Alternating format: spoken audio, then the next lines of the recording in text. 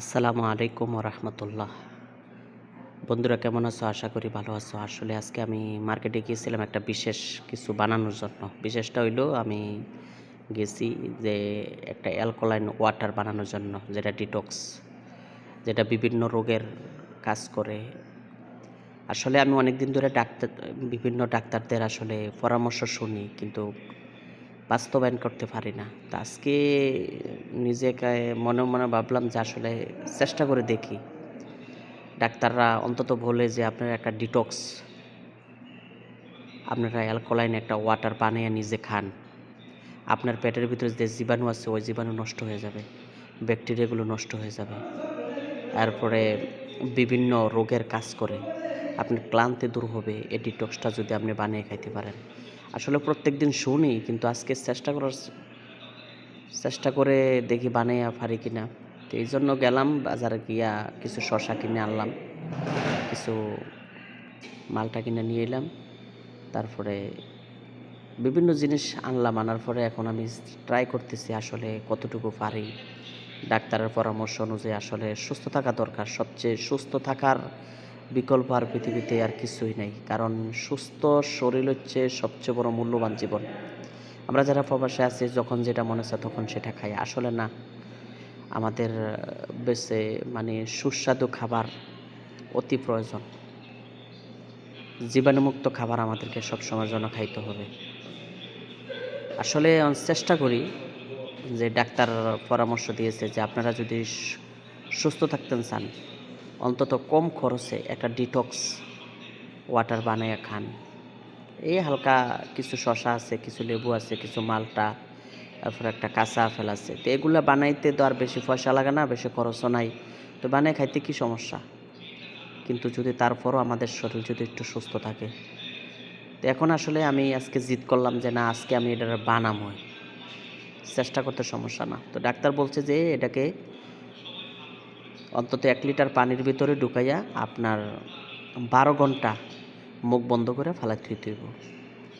এরপরে এটার ভিতর থেকে বিভিন্ন ডিটক্স নামের যে ওয়াটারটা এটা তৈরি হবে। তো ওই পানিটা যদি পান করে বিভিন্ন ব্যাকটেরিয়া শরীরের ভিতর আছে, এগুলো দূর হয়ে যাবে। আসলে ডাক্তারদের পরামর্শ শুনলে লাভ হবে না, কাজ করতে হবে।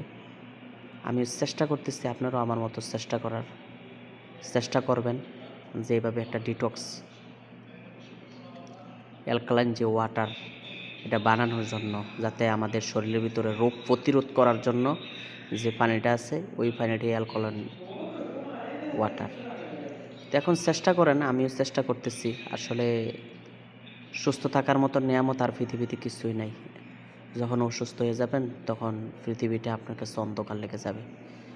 বিশেষ করে আমরা যারা প্রবাসে আছি, আসলে আমরা সুস্থ থাকাটাই সবচেয়ে বড় মূল্যবান বিষয়। কয় টাকা লাগবে 1 কেজি মালটা আনতে, 1 কেজি শসা আনতে, 4-5টা লেবু আনতে? বেশি লাগে না। আমি আজকে আরও অনেক কিছু কিনছি, এই জন্য আমার খরচটা একটু বেশি চলে গেছে। তো এখানে মূলত বিষয় হচ্ছে অ্যালকালাইন ওয়াটারটা বানানোর চেষ্টা করছি, তারপর আপনাদের সাথে শেয়ার করছি, যাতে করে আসলে ডাক্তার যত বলছে আমি নিজে বানাই, এবং যাতে করে আমার মতো আর কয়েকজনে বানাইতে পারে। কী কী লাগে তারা এটা জানে।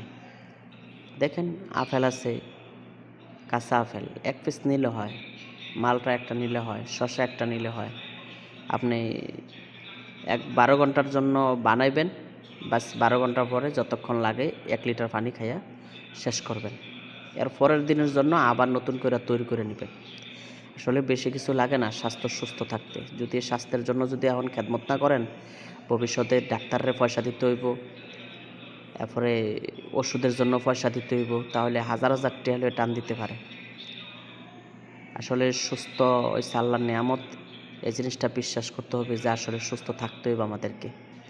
আমি নিজে নিজে তৈরি করতেছি, আপনাদেরকেও দেখাইতেছি আসলে যে আর অনেকে যদি বানিয়ে খেয়ে থাকেন, যে এরকম ডিটক্স বা অ্যালকালাইন ওয়াটার যদি খেয়ে থাকেন, তাহলে আমাকে জানাবেন কমেন্টে। আমি নতুন করে বানানোর চেষ্টা করছি, ইনশাল্লাহ এখন থেকে আমি সব সময় এটা নিয়মিত রাখার চেষ্টা করব। কারণ আমি ডাক্তারদের পরামর্শ অনুযায়ী বলছে যে যে ব্যক্তি নাকি এটা আপনার প্রতিদিন অ্যালকালাইন এই ওয়াটারটা যে খাবে, তার নাকি ক্যান্সার হওয়ার কোনো ন্যূনতম সম্ভাবনাও নাই।